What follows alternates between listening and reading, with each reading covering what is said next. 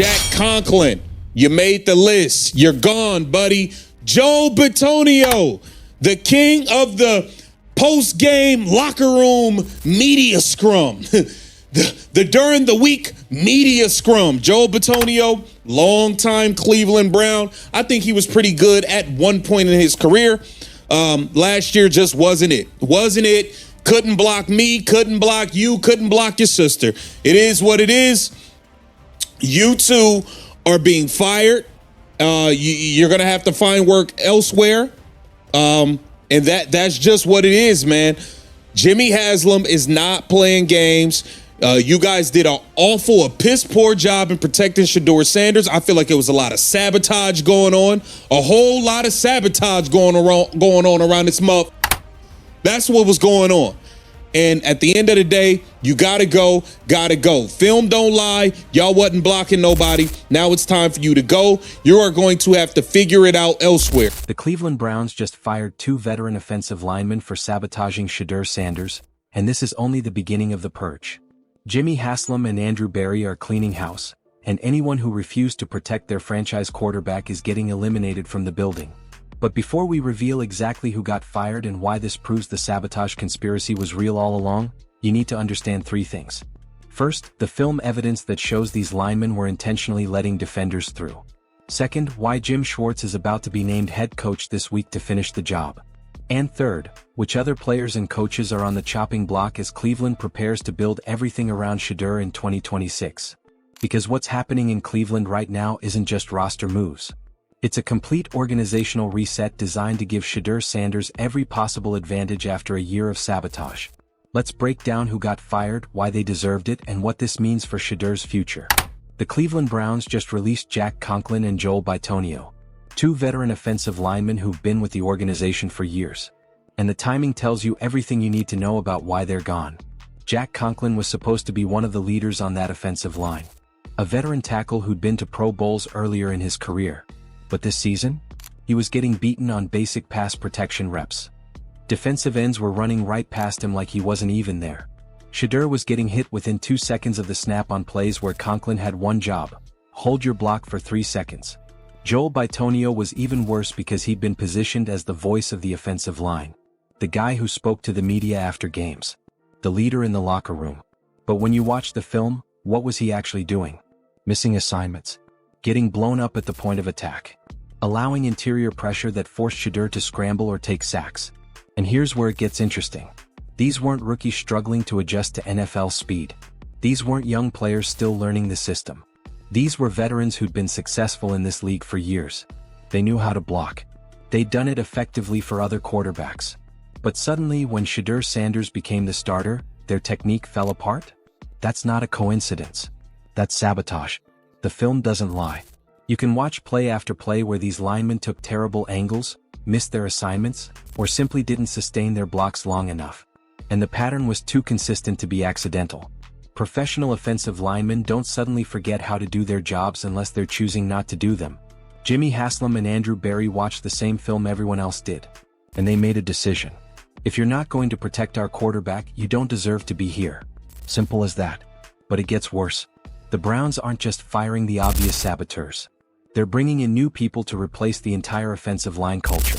This is a wholesale change designed to surround Shedeur with players who actually want him to succeed. Think about what that means.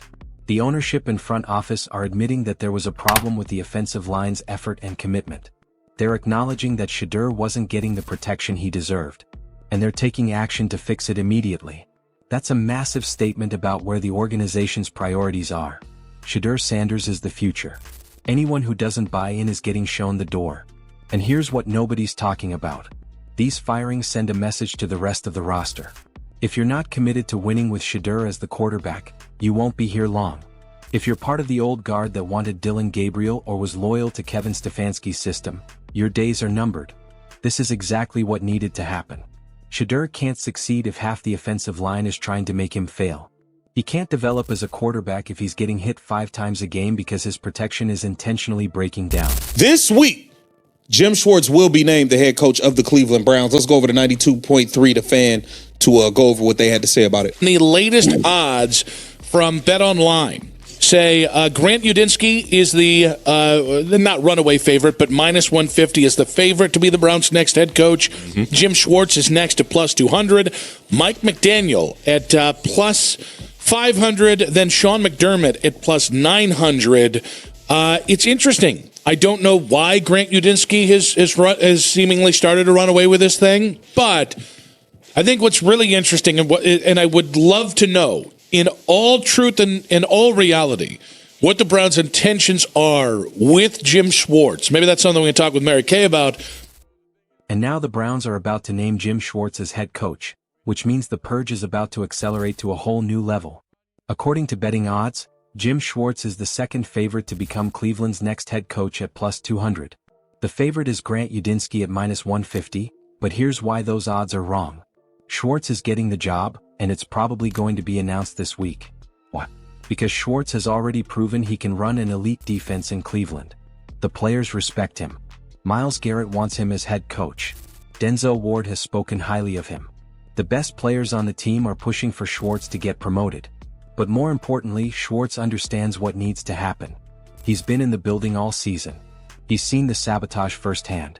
He knows which players quit on Shedeur and which ones fought for him. He has the information to make smart roster decisions going forward.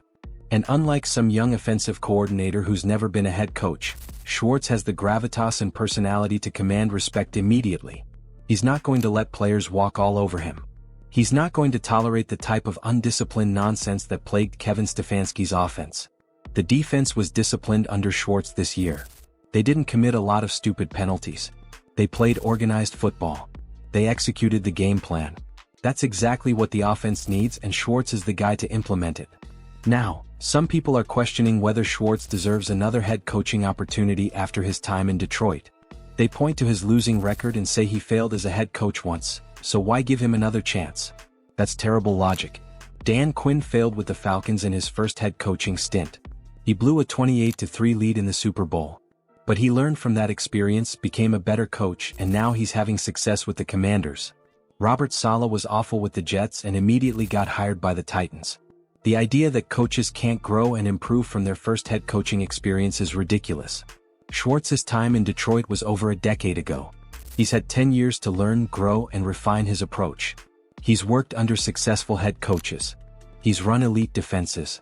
He's proven he can adapt and succeed at the highest level of the game. And most importantly, he's the right fit for what Cleveland needs right now.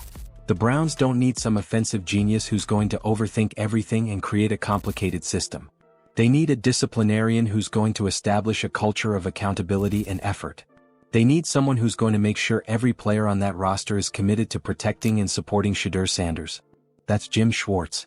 And when he gets the job, the roster changes are going to continue. The offensive line firings are just the beginning. There are more players who need to go. More coaches who need to be replaced.